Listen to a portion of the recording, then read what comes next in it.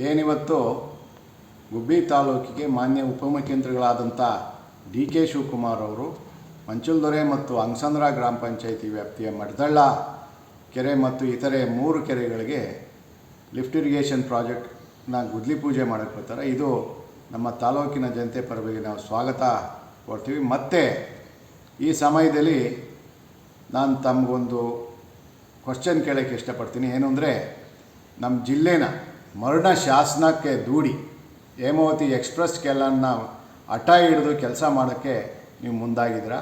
ಯಾವ ನೈತಿಕ ಹೊಣೆ ಹೊತ್ತು ನಮ್ಮ ತಾಲೂಕಿಗೆ ಬಂದಿದ್ದೀರಾ? ಇದು ಕಣ್ಣೋರ್ಸ ಆಟ. ಯಾಕೆಂದರೆ ಎಕ್ಸ್ಪ್ರೆಸ್ ಕೆನಲಲ್ಲಿ ಮಾಡಿ ಇಲ್ಲಿ ನೀರು ಬರೋದಿಲ್ಲ. ಇವತ್ತು ನೀವು ಗುದ್ಲಿ ಪೂಜೆ ಮಾಡ್ತಾಯಿದ್ದೀರ, ಆ ಜಾಗಕ್ಕೆ ಹೇಮಾವತಿ ನೀರು ಬರುತ್ತಾ ಅಂತ ನಮಗೆ ಕನ್ಫರ್ಮೇಷನ್ ಮಾಡ್ಬೋದು. ಮತ್ತು ನಮ್ಮ ತಾಲೂಕು ಶಾಸಕರಲ್ಲೂ ಒಂದು ಮನವಿ, ಈಗಲೂ ಕಾಲ ಮಿಂಚಿಲ್ಲ. ನೀವು ರೈತರ ಪರ ನಿಲ್ಲಬೇಕು, ನಮ್ಮ ತಾಲೂಕಿನ ಪರ ನಿಲ್ಲಬೇಕು, ಜಿಲ್ಲೆ ಪರ ನಿಲ್ಲಬೇಕು. ಹೇಮಾವತಿ ನೀರನ್ನ ನಮಗೆ ಉಳಿಸ್ಕೊಡಿ ಅಂತ ನೀವು ಡಿ.ಕೆ. ಶಿವಕುಮಾರ್ ಅವ್ರಿಗೆ ಕೇಳ್ಕೊಬೇಕು. ಮತ್ತು ಡಿ.ಕೆ. ಶಿವಕುಮಾರ್ ಅವ್ರಿಗೆ ಇನ್ನೊಂದು ಕ್ವಶನ್ ಕೇಳಬೇಕು. ನೀವು ಏನಿವತ್ತು ನಾವು ಗುದ್ಲಿ ಪೂಜೆ ಮಾಡ್ತಾಯಿದ್ದೀವಿ, ಅಲ್ಲಿಗೆ ಹೇಮಾವತಿ ನೀರೇ ಬರಲ್ಲ. ಎಕ್ಸ್ಪ್ರೆಸ್ ಕೆನಲ್ ಆದರೆ ಅಲ್ಲಿಗೆ ಹೇಮಾವತಿ ನೀರೇ ಬರಲ್ಲ.